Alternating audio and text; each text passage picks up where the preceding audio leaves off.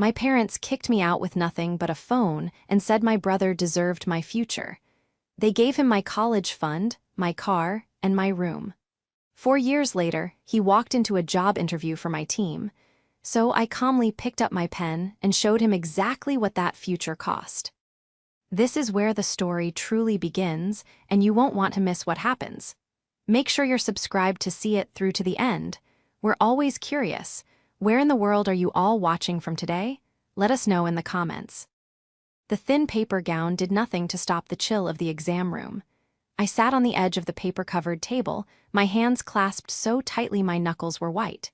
I was 18 years old and I was terrified. Not of the doctor or the impending diagnosis I could feel simmering in my bones, but of what I would have to tell my parents. I already knew the words: mononucleosis, severe case. Weeks, maybe months, of mandated rest. When I finally got home, clutching the prescription for rest that felt like a death sentence to my scholarship plans, the house was unusually quiet. My parents, Mark and Susan, were sitting at the kitchen table. My older brother, Christopher, was there too, looking smug. "There you are," my father said. His voice wasn't warm. It was flat, like a judge about to read a verdict. I have to tell you something," I started, my voice trembling. "I'm sick," the doctor said. "It doesn't matter," my mother, Susan, cut me off. She didn't even look up from inspecting her nails. "We've made a decision." I froze. What decision? "You," my father said, pointing a finger at me, "are not college material. We've seen your grades slip." "They slipped because I was working to save for textbooks," I cried, the injustice stinging. "You know that. I'm still in the top 5%. "That's enough," he snapped. "Your brother, Christopher, he has real potential. He has drive. He deserves the future we've been saving for, not you." My blood ran colder than the exam room. What are you talking about? My college fund." Christopher smirked. "It's my college fund now, Jenny, and the car, I need it to get to campus." I looked at my mother, pleading. She just shrugged. "He's right, Jennifer. We're giving him the fund and the car. And, well, he needs a proper study, so we're giving him your room, too. He needs the space." The air left my lungs. My room, where am I supposed to sleep? My father stood up. He walked to the front door and opened it. The cold night air of late autumn hit my face. "That's no longer our concern. You're 18, you're an adult, you're on your own." "You're kicking me out?" I whispered, the words tasting like ash. "But I'm sick. I have mono. I have nowhere to go." "Your brother deserves the future," my mother repeated, her voice like steel. "Not you." My father grabbed my backpack, the one I'd had since freshman year, from the hallway and threw it onto the porch. My phone charger and a half-empty water bottle fell out. He grabbed my arm, his fingers digging into my skin, and dragged me to the door. "No, please," I begged, tears streaming down my face. "Don't do this." "Goodbye, Jennifer." He shoved me out onto the porch and slammed the door. The deadbolt clicked shut. I stood there, shaking from sickness and shock, staring at the wood grain. I had my backpack, the clothes I was wearing, a prescription I couldn't afford, and a half-charged phone. I sank onto the top step, the cold concrete seeping through my jeans. The world had just tilted and thrown me off. I looked at my phone, 48% battery. I had maybe 2 hours to find a place to live before I was completely disconnected. The betrayal was worse than the diagnosis itself. The first night was a blur of panic. The 48% battery on my phone was my entire lifeline. I couldn't waste it. I scrolled through my contacts, my thumbs shaking. Who could I call? My friends were all kids themselves, living under their parents' roofs. Calling them would just get them in trouble. I spent the last of my battery life on a bus schedule and a search for a 24-hour diner. I rode the bus until the driver kicked me off at the end of the line, then I walked 2 miles to a fluorescent-lit diner's delight. I bought a single cup of black coffee with the $7 in my pocket and sat in a corner booth, trying to stay awake and look like I belonged. The mono was a physical weight, pulling my eyelids down, making my throat feel like it was full of hot gravel. Every time the door opened, I flinched, terrified my father would show up, not to save me, but to tell me I couldn't be here either. After 2 days of nursing cheap coffee and sleeping in public bathroom stalls, I finally called the only number I could think of, my old high school friend, Tabitha. She was living in a tiny, one-bedroom apartment an hour away, working as a barista. When I told her what happened, there was a long silence. Jen. My lease says no overnight guests for more than 3 days. Tab, please, I begged, my voice cracking. I'm sick, I'm sleeping in a diner, I have nowhere else to go, just until I can find a job, I'll stay on the floor, you won't even know I'm here. Another pause. Okay, she finally said, her voice full of pity. Okay, but it has to be temporary. The relief was so profound it made me dizzy. Tabitha's couch became my world. For the first 2 weeks, I was too sick to do anything but sleep. The fever raged, and Tabitha, a saint in a coffee-stained apron, would leave me half her own dinner and aspirin before she left for her second job. As I slowly regained my physical strength, the emotional trauma settled in. The rage was a constant, simmering fire. I got a job at a 24-hour convenience store, the midnight to 8 a.m. shift. The pay was minimum wage, the customers a mix of truckers and drunk college kids. It was awful, but it was money. A few months later, I got a second job, a day shift at a warehouse packing boxes. I'd work from 9 a.m. to 5 p.m., sleep for 4 hours on Tabitha's couch, then go to the convenience store. One night, about a year in, I was at the convenience store. My hands were raw from cleaning the slushy machine. A man in a crumpled suit came in, looking exhausted. He grabbed a Red Bull and a pre-made sandwich. He looked familiar. "You're Ethan, right?" I asked. "From the warehouse." He squinted at me. "Yeah, you work here too." "Night shift," I said. Ethan was a junior manager at the warehouse, one of the few who wasn't on a power trip.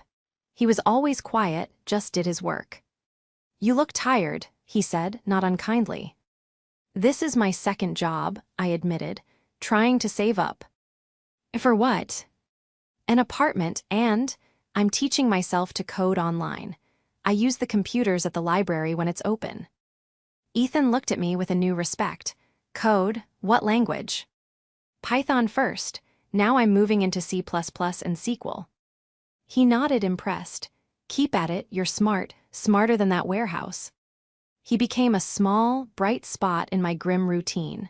He'd leave me an extra sandwich from the break room at the warehouse, or give me a heads up when the library was having a weekend tech fair. He was just a decent person, and in my world, that was a rarity. It was during one of those late-night coding sessions at the library, my eyes burning, that the thought first crystallized. My parents had said Christopher deserved the future. They thought the future was a thing they could just give him, a pile of money, a car, a degree. They were wrong. A future wasn't given, it was built. And they had forgot one crucial thing. They gave him my college fund, but they couldn't give him my brain. My brother, Christopher, had always been the sun our family revolved around. I was just a moon, reflecting his light, and if I ever dared to shine on my own, I was quickly eclipsed. He was 2 years older, handsome, and had a charm that could disarm anyone. He was captain of the football team, even though he rarely practiced. He got B's and C's without trying, which my parents lauded as effortless intelligence. My straight A's, earned through hours of relentless study, were dismissed as just what you're supposed to do. My sacrifices for him were endless. When I was 16, I won a $5,000 regional science fair. My project was a simple water filtration system for hiking. I was so proud. I'd planned to use the money to buy a reliable used car. My parents convinced me to give it to Christopher instead. He'd gotten into some trouble again and needed to pay for damages to school property after a party got out of hand. "He's the man of the house, Jennifer," my father had said, a phrase that made no sense. "He has a reputation to protect. You can just win another one." I never won another one. I spent my free time working a part-time job to save for the car I'd never get. That money, every cent I'd saved, was in a joint account with my parents. It was the same account they'd emptied and handed to Christopher, along with my tuition fund. The person who had amplified Christopher's worst traits was my mother. Susan saw herself in him. She'd been a local beauty who, in her words, could have been somebody if she hadn't got married. She poured all her frustrated ambitions into her son, treating him like a prince while treating me like a servant. She was the one who inspected my chores, who criticized my clothes, who always reminded me that my only job was to make my brother's life easier. "Don't bother your brother, Jennifer, he's thinking," she'd say, even if he was just playing video games. The betrayal, I realized, hadn't started on my 18th birthday. It had been a slow, steady erosion my entire life. They hadn't just kicked me out, they had been pushing me out, piece by piece, for 18 years. My life after the eviction was a brutal contrast to the one they were funding for CHR. Istopher, while I was learning to code in 20-minute bursts on my break at the convenience store, he was at a state university, probably sleeping through the classes I would have given anything to attend. While I was eating instant noodles, he was using my money to buy textbooks, or, more likely, beer. The first year was about survival. The second year was about anger. The third year was when the anger turned into fuel. I had finished every free coding camp on the internet. I'd built a portfolio of mock projects. I was good. I knew I was good. But I had no degree, no connections, and a resume that screamed unreliable, 2 low-wage jobs and a community college email address. That's when I saw the posting for an operations intern at a small but growing tech consulting firm, AITA Solutions. It was unpaid. I almost closed the tab. I couldn't afford unpaid. I was still sharing a room with Tabitha, who was now a paralegal, and my half of the rent was barely manageable. But the description mentioned process optimization and data management. I took a risk. I submitted my resume, and in the cover letter, I didn't just ask for the internship. I attached a 3-page analysis of their public-facing website, detailing 3 specific code vulnerabilities I'd found and a plan to fix them. I got a call the next day. Not from HR, but from the Vice President of Operations, David Chen. "Who is this?" he'd barked into the phone. "Jennifer," I said, my voice small. "Your analysis," he said. "It's good. It's also arrogant. You shouldn't have put this in an email. This is sensitive." I'm sorry, sir. I just wanted to show I was serious." There was a long pause. "You're the one from the warehouse, right? You're Jennifer." I froze. "How did you know that?" "I got a call from an old colleague.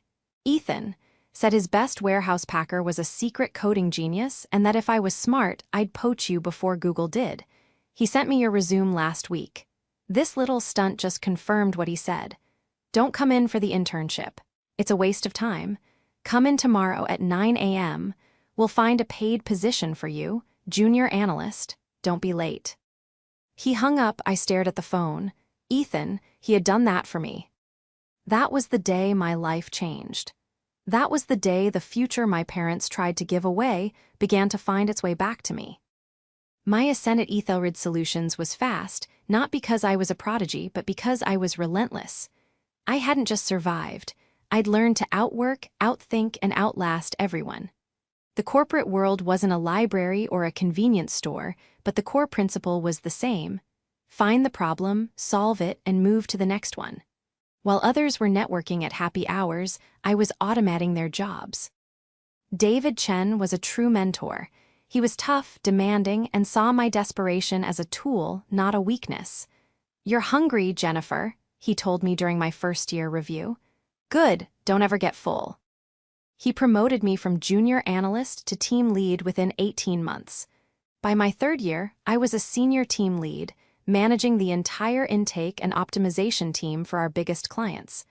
I had my own apartment, a real one, with a bedroom door that locked. I had a salary that made me cry when I saw the first deposit.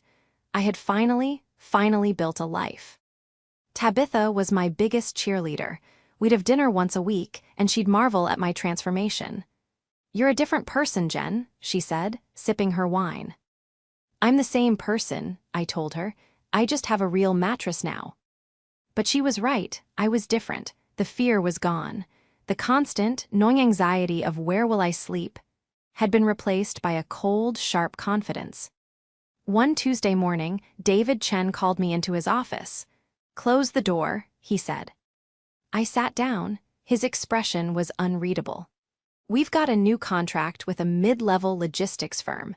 They're trying to modernize, but their internal systems are a mess. They need a full overhaul, and they need to hire a new junior management team to run it." "Okay," I said. "Sounds like a standard project." "Here's the twist," David said, leaning forward.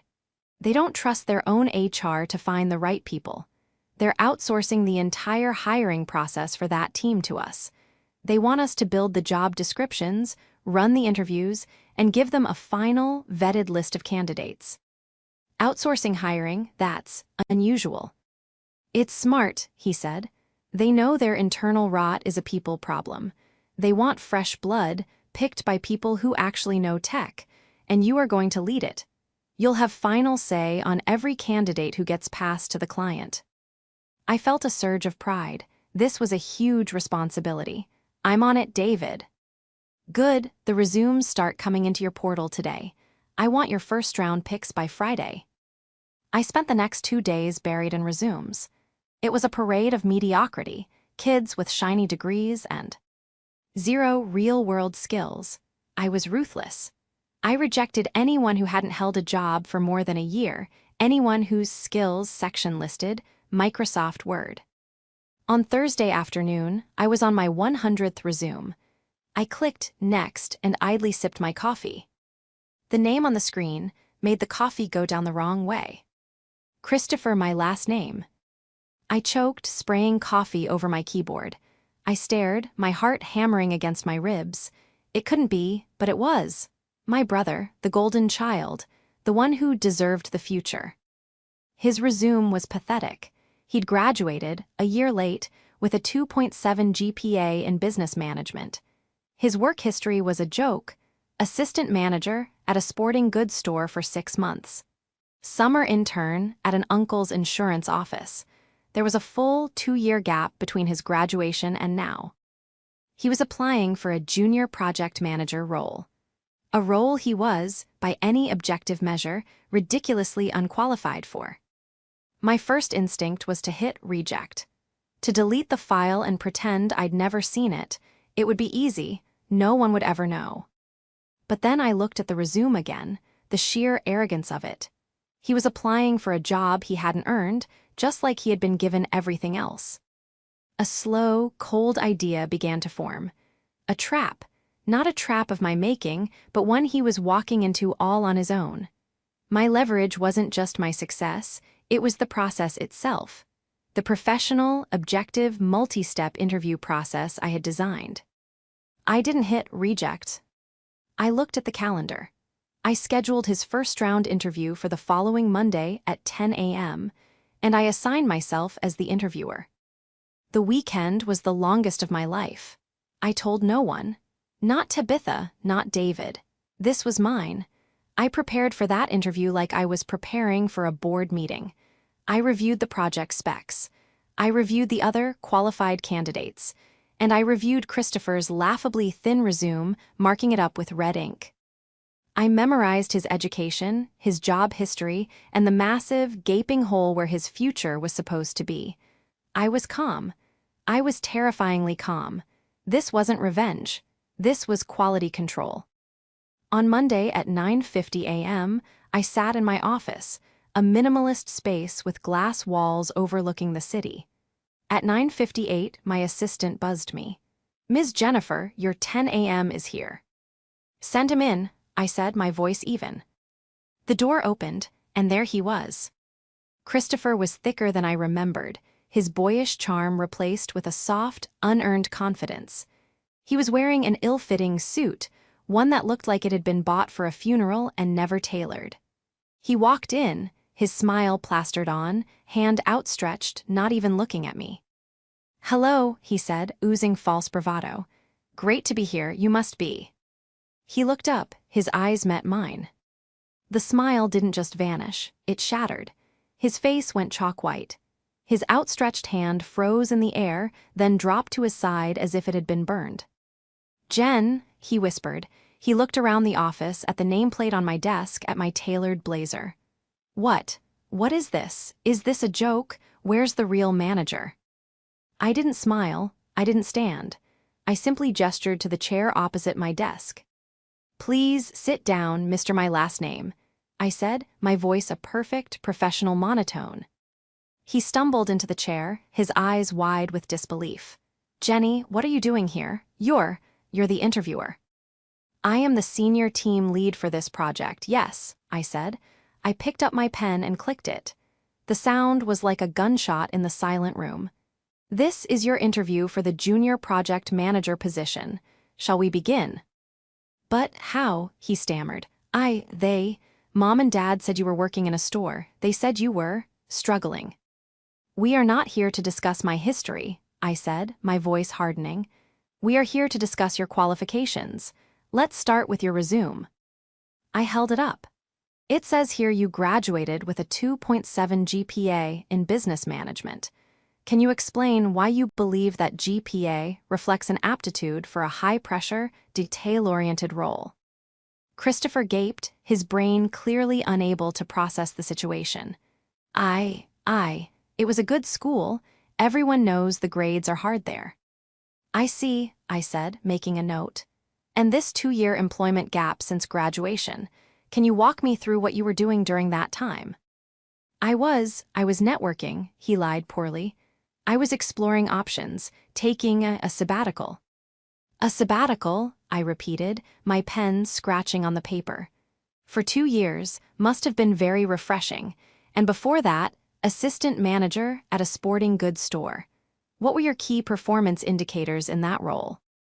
"My what?" "Your KPIs, your metrics for success. Did you increase sales, optimize inventory, reduce shrinkage?" I worked the register," he said, his voice small. I made the schedule." "So you have no documented management experience, no project management experience, no tech experience, is that correct?" The color was returning to his face, but now it was a splotchy, angry red. The shock was wearing off, replaced by the familiar, entitled arrogance I'd known my whole life. "You can't do this, Jenny," he hissed, leaning forward. "This is my interview. You're just the help. I'm going to report you. I'm going to tell them you're sabotaging me." "Sabotaging?" I asked, raising an eyebrow. "Mr. My last name, I am conducting this interview by the exact standards set by our client. You are a candidate for a position. You are, at present, failing to demonstrate your suitability for it." "This is petty," he spat. "You're just jealous. You've always been jealous." "Jealous?" I said, my voice dropping. The professional mask slipped, just for a second, and he flinched. "Jealous of what, Christopher? Your 2.7 GPA? Your 2-year sabbatical? The fact that you were handed my college fund and squandered it, and are now sitting in my office, begging me for a job you aren't qualified for?" He was speechless. The truth, spoken so plainly in this sterile, corporate environment, had hit him like a physical blow. "This interview is over," I said, standing up. I was perfectly calm again. "Thank you for your time. Our HR department will be in touch." "You can't do this," he shouted, standing up so fast his chair screeched. "Mom and Dad will destroy you for this. They'll sue you, I'm telling them." "Are you?" I asked, walking to my office door and opening it. "You have my permission. Please tell them. Tell them you found me. Tell them exactly where I am." He stared at me, his face a mask of rage and humiliation. He knew he'd lost. He knew the power dynamic had not just shifted, it had been inverted. "You'll regret this, Jennifer," he threatened, his voice a low growl. "I doubt it," I said. "Have a good day, Christopher. Security can validate your parking on the way out." He stormed out, brushing past my assistant. I closed the door, walked back to my desk, and sat down. My hands were perfectly steady. I took a sip of my now-cold coffee. Then, I opened his file on my computer, and with a single, satisfying click, I marked his status as rejected, not qualified. The fallout was immediate. I hadn't even finished writing my formal rejection notes when my cell phone, the one I'd bought with my first paycheck, rang. The caller ID simply said, "Susan." My mother, I hadn't spoken to her in 4 years. I let it ring, silencing it on my desk. A second later, it rang again, and again. On the 4th try, I picked up. "What do you want?" I said, my voice flat. "Jennifer, what did you do to your brother?" she shrieked, her voice a familiar, piercing wail. "He came home in tears. You humiliated him. How dare you?" "I conducted a job interview," I said, leaning back in my chair. "He was not qualified. The end." "Not qualified? He's your brother. He has a degree. You work in an office, you push paper. You're supposed to help him. After everything we did for you." A laugh, sharp and humorless, escaped my lips. "Everything you did for me? You threw me out onto the street while I was sick. You gave him my car, my room, and my entire future. The only thing you ever did for me was show me exactly who you are." "You are a selfish, ungrateful girl," she screamed. "Your father is on his way down there right now to talk to your boss. He's going to have you fired for this. You don't get to treat your family this way." "Is he?" I said, a cold chill running down my spine. "That's interesting. By all means, send him." "You'll be sorry, Jennifer. You give your brother that job, or you'll be back on the street where you belong." She hung up. My hands were shaking now, not from fear but from a profound, seismic rage. My father coming here, to my office, to get me fired. I stood up and walked straight to David Chen's office. His door was open. "David," I said. He looked up, sensing the urgency in my voice. "We have a situation." I told him everything, the whole story. From the night I was kicked out, to the convenience store, to the interview with my brother. I left nothing out. When I was finished, David was silent. He just stared at me. I couldn't read his expression. "He's unqualified, David," I said, my voice pleading. "You can see his resume. You can read my interview notes. He's not a fit, but my father is on his way here. He's going to try and get me fired." David held up a hand. "Jennifer, slow down." He stood up from his desk and walked over to me. He put a hand on my shoulder. "First," he said, his voice firm, "you are the best team lead I have. You're brilliant, you're tough, and you've more than earned your place here. You are not getting fired." Relief washed over me, so strong my knees almost buckled. "Second," he continued, a grim smile playing on his lips, "I think it's time your father and I had a chat. Why don't you wait in here? I'll have my assistant let me know when a Mr. Mark arrives." 20 minutes later, David's assistant buzzed. "Mr. Chen, a Mr. Mark, my last name, is here to see you. He's very irate." "I see." "And him in," David said, pressing the button. I sat in the corner of David's office, out of the immediate line of sight. My father burst in, his face purple with rage. He was older, paunchier, but his eyes had the same tyrannical fire I remembered. "Are you in charge here?" he demanded, pointing a finger at David. "I am David Chen, Vice President of Operations," David said calmly, not offering a hand. "And you are?" "I'm Mark, and your little employee, Jennifer, is sabotaging my son. She failed him on an interview out of spite. I am here to demand that you fire her immediately and give my son, Christopher, the job. It's the least you can do for the trouble." David just looked at him. "Mr. Mark, I have personally reviewed your son's resume. I have also reviewed my team lead's interview notes. Your son is, to put it mildly, completely unqualified for this position. He has no relevant experience, a poor academic record, and by all accounts, an unprofessional attitude." My father's jaw dropped. "How dare you? He's a college graduate." "So are a dozen other candidates we've rejected today," David said, his voice as cold as steel. "But your son's case is unique, because you've come in here and confirmed my team lead's assessment of his character. You've demonstrated that he hasn't earned anything in his life. He expects it to be handed to him, just like you're doing now." "You can't talk to me like that," my father roared. "Yes, I can," David said, standing up.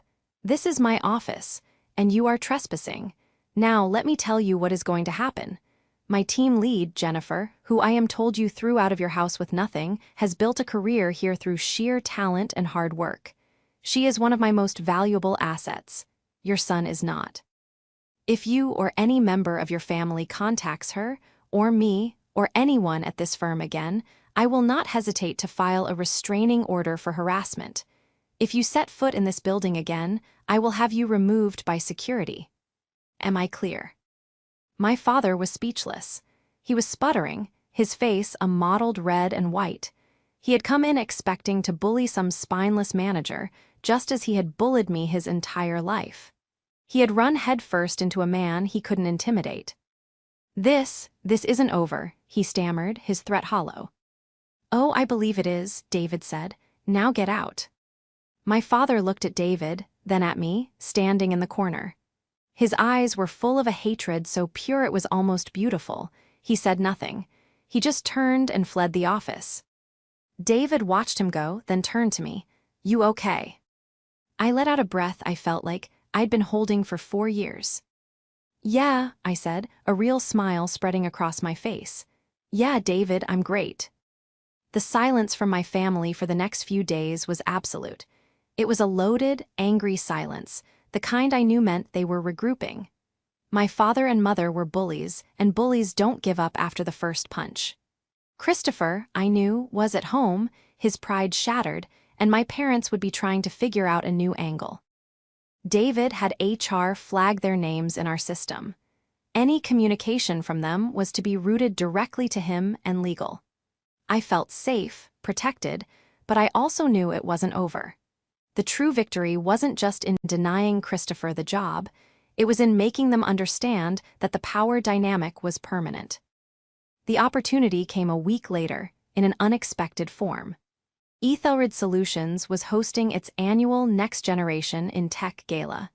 It was a major networking event, a chance for the firm to show off its top talent to our biggest clients. David had insisted I not only attend, but also be one of the featured speakers, to talk about my work in process optimization. I was terrified, but I agreed. I spent a small fortune on a sleek, dark blue dress that was the definition of professional power. Tabitha helped me with my hair and makeup. You look, she said, zipping me up, like you own the place. I'm working on it, I smiled. The gala was held in the grand ballroom of a downtown hotel. The room was glittering, filled with executives and the sharp, ambitious energy of the tech world. David introduced me to clients, his voice ringing with pride. This is Jennifer. She's the one I told you about, the architect of the new logistics platform. I was shaking hands, smiling, and actually enjoying myself when I felt a sudden, cold prickle on the back of my neck. I turned. Standing near the entrance, looking completely out of place, were my parents and Christopher. They weren't in formal wear. My father was in his work slacks, my mother in a gaudy department store dress. Christopher was in the same cheap suit he'd worn to the interview. They had somehow gotten past security. My mother was scanning the room, her eyes landing on me. She grabbed my father's arm and pointed. They began to advance. My first instinct was to run, to find David, but then I stopped. No, not here, not in my world. I excused myself from the client I was speaking with and stood tall, waiting for them. There you are, my mother hissed as they approached, her voice a low shriek that turned a few heads. You thought you could just hide from us. This is a private event, I said, my voice low and steady. You need to leave. We are not leaving until you fix this, my father growled. You embarrassed your brother, you embarrassed me. You are going to go to your boss, right now, and you are going to apologize and get Christopher a job. No, I said. What did you say? I said no. I looked past them, at Christopher, who was hiding behind my father's shoulder like a child. He's not qualified. He didn't earn it. You can't have it. That's the end of it. You ungrateful, my mother started, lunging for my arm. I wouldn't, a voice said. David Chen had materialized at my side. 2 hotel security guards were with him. Mark, Susan, and Christopher, I presume, David said, his voice polite but edged with ice. I believe I made myself clear, Mark. You are trespassing.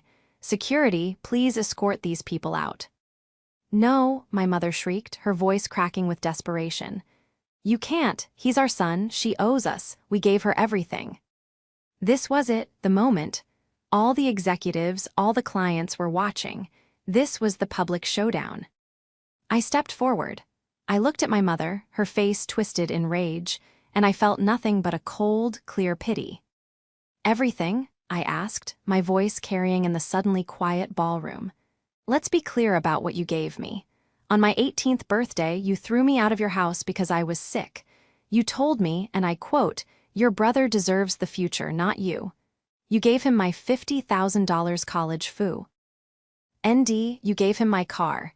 You gave him my room. You left me on the street with a 48% battery and a case of mono." A collective gasp went through the room. My mother's face went pale. "I spent the next year working 2 jobs, I continued, my voice gaining strength. "I slept on a couch. I taught myself to code at a public library. I fought for everything I have. This," I said, gesturing around the room, "this is my future. The one I built myself from the nothing you left me with." I turned to Christopher. "And you took it all. You took my money, my car, and my home, and you wasted it. You failed. And now you come here to my place of work and demand that I give you the one thing you can't have, the one thing you've never understood. A future you actually earned." Christopher couldn't look at me. He was staring at the floor, humiliated. My father was trembling with a rage, so profound he couldn't even speak. My mother, however, had one last bit of venom. You're a liar," she spat. "You were a difficult child. We did what was best." "Then this is what's best," I said, my voice final. I looked at the guards. "Please get them out." The guards moved in, each taking one of my parents by the arm. My father was silent, defeated, but my mother, she fought. "No, let go of me, Jennifer, Jennifer." Christopher, finally, seemed to break. As the guards started to lead his parents away, he looked at me. His eyes were wide, not with anger, but with a dawning, horrifying realization. He had seen my life. He had seen what I had, who I was, and he had looked at himself. "Jen," he whispered, I'm sorry." It was small, it was pathetic, it was 4 years too late. But as the guards pulled his mother out of the ballroom, he didn't follow. He just stood there, watching me, his world completely undone. He had finally realized the truth. I just held his gaze, my expression unyielding. Then, I turned my back on him and walked back to my clients. The aftermath of the gala was, professionally, a triumph. David Chen, in a masterstroke of management, had framed the incident to our clients as a passionate, personal testament to the kind of drive we hire at Ethelred. I became a minor legend at the firm. The team lead who had literally been kicked out, fought her way back, and then had her trespassers removed from the company's biggest event. My career wasn't just secure, it was supercharged. But the personal resolution was messier. Christopher hadn't left with my parents. He had been allowed to wait in the hotel lobby.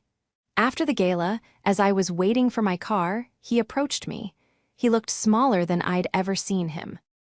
"Jen," he said, his voice raw, what they said, is that true about the mono?" "Yes," I said. "I was in the clinic that morning. I came home to tell them I was sick and they threw me out." He seemed to collapse in on himself. "Oh, I didn't know. They told me that you'd had a fight and left. They said you were being dramatic. And the money, the car, my room, you thought that was just dramatic." "I was an idiot," he whispered, finally meeting my eyes. I've always been an idiot. They always told me I was the special one, that everything would just work out for me, and you were just Jenny." "I'm still just Jennifer," I said. "No," he said, shaking his head. "You're not. I saw that room, I heard those people, they respect you, what you said. About me, you were right, I wasted it all, the money's gone, I'm living at home, I've done nothing." We were quiet for a moment. The valet pulled my car up, a modest but new sedan that I had bought and paid for myself. "What do you want, Christopher?" I asked, tired. I want to say I'm sorry," he said, and this time it sounded real.